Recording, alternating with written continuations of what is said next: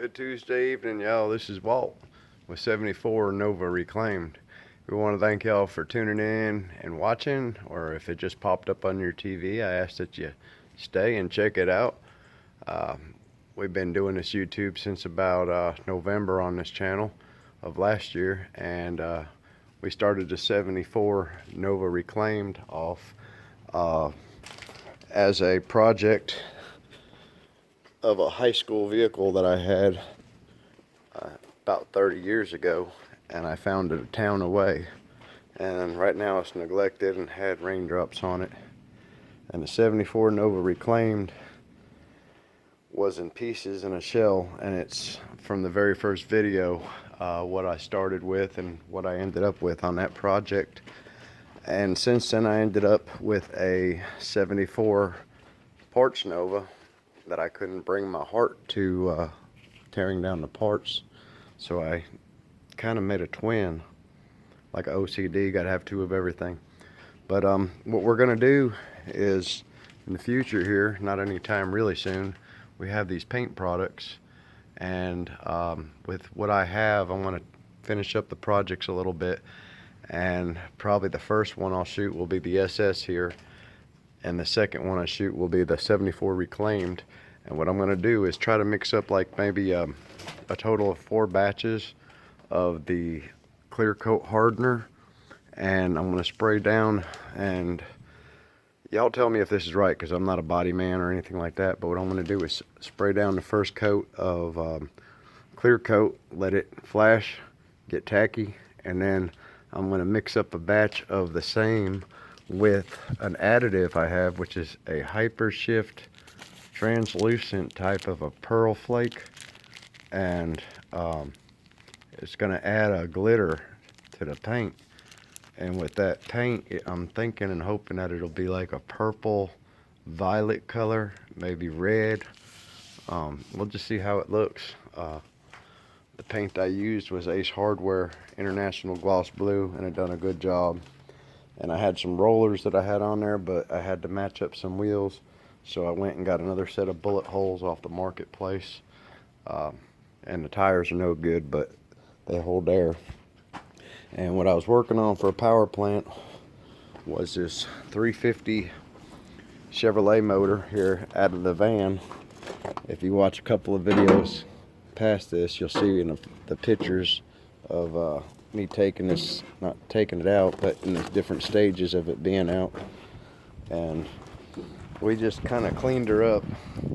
I've done what I call the Vice Grip Garage rebuild, and put some paint to her, taped it up, took all the components off of it, and the block number on this was a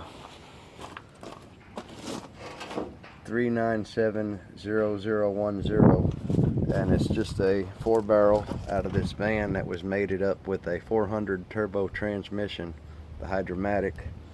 And we're gonna mate it back up and find a home for it in the Nova over here.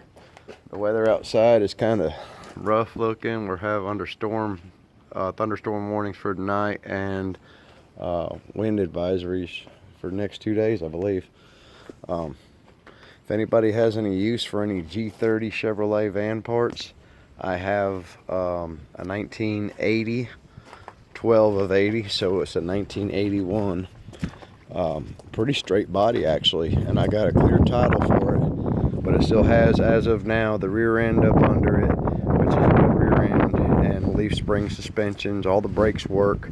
They may need a little bit of work. It does have a crossbar that goes from one side to the other to balance the boom, the bucket out. The hydraulics in it do work, and it was functioning when the motor was in there. It's just I needed the motor, and I got tired of waiting on the Facebook Marketplace for one.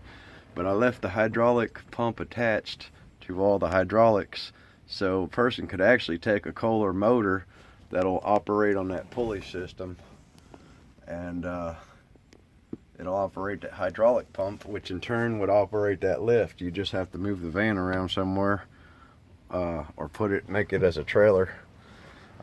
But it has a lot of miles on it. I know the speedometer cable was broken, and it's got a pretty solid body, but it does have some rust spots.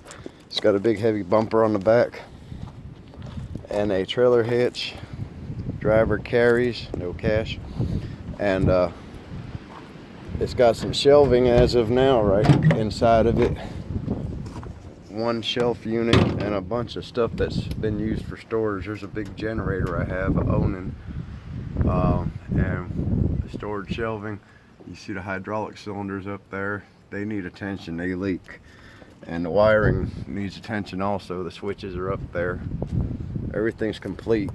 I did have it in operation for a few months, and almost a year actually. And then I took it out of service because of the electrical issue with the bucket. It would sometimes jerk the bucket around.